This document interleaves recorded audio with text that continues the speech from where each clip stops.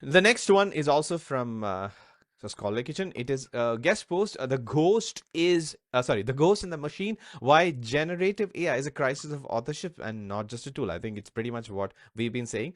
So the author. Mahmoud Anwar argues that undisclosed use of AI for writing is a new form of ghost authorship, and publishers, even though they agree that AI authorship is not acceptable, the real problem is that AI generating large parts of the manuscript without disclosure, that he considers as a real problem. And this is like traditional ghost authorship but with technology. And he continues that traditional ghost authorship involves uncredited human beings who have contributed to the sort of research manuscript content, and AI ghost authorship means an algorithm provides intellectual content without attribution, and this creates gaps in accountability and transparency. And the article proposes, I think this is where, yeah, the proposes minor, as in the spectrums of AI use.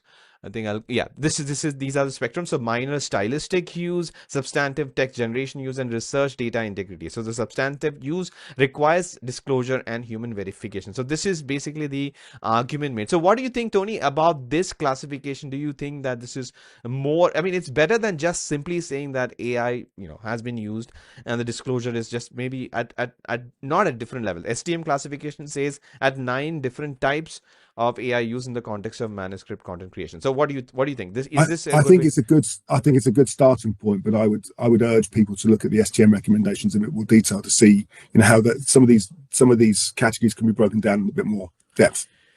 But yeah, I Right. think it's a great starting point. Right.